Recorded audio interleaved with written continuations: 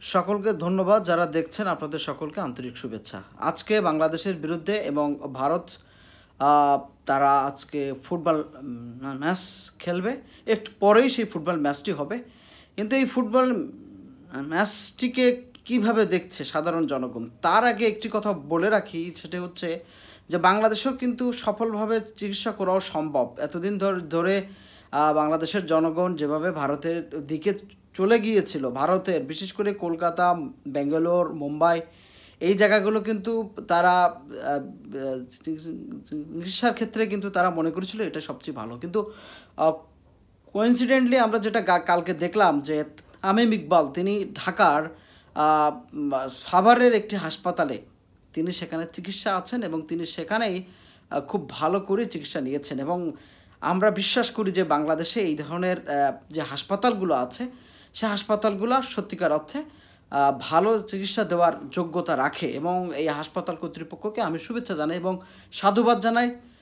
তো আমি যে কথা বলছিলাম যে বাংলাদেশের এই মুহূর্তে যে অবস্থাটা হয়েছে, বাংলাদেশের ফুটবল দলে হামজা চৌধুরী আসার ফলে হামজা চৌধুরীর কামব্যাকে ভারতের মধ্যে যে এক ধরনের কৌতূহল সৃষ্টি হয়েছে, এটা একটা আনপ্রেসিডেন্টেড। আপনি দেখেন যে সুনীল ছেত্রী তিনি অবসর গ্রহণ করেছেন এবং তার অবসর গ্রহণ করার পর থেকে ভারতীয় ফুটবল দলের তেমন কোনো অর্জন নাই। তারা গত এক বছরে কোনো ভালো টুর্নামেন্টে কোনো গোলের দেখা তারা পায় নাই, ভালো কোনো ম্যাচে উইনিং তাদের নাই।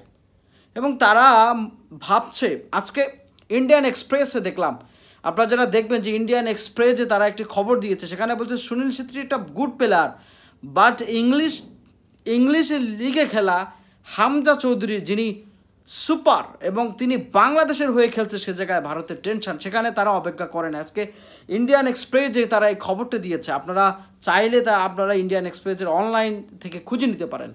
তো এই যে একটা অবস্থা তৈরি হচ্ছে, আমরা বিশ্বাস করি এই মুহূর্তে আর অল্প কিছুক্ষণ বাদে 7:30 বাংলাদেশ টাইম এই ফুটবল ম্যাচটি হবে।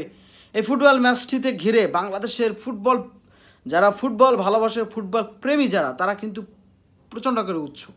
এবং আমরা বিশ্বাস করি আজকে ভারতকে একটা সুযোগ এসেছে ইন্ডিয়াকে একটা ভালো রকমের একটা গেম উপহার দেওয়া। বিশেষ করে ইন্ডিয়া যদি এই গেমে 2-3 ব্যবধানে হেরে যায়, অর্থাৎ বাংলাদেশ কোনো গোল খাবে না, এটা আমরা বিশ্বাস করি। এবং বিশেষ করে ইন্ডিয়ান ফুটবল তারা আমাদের সাথে যে ধরনের আচরণ করেছে, Indian football federation Bangladesh football দলগুলোকে যেভাবে অসহযোগিতা করেছে, একটা হোস্ট কান্ট্রি হিসাবে এই অসহযোগিতা ভারতের কাছ থেকে কখনো কাম্য নয়।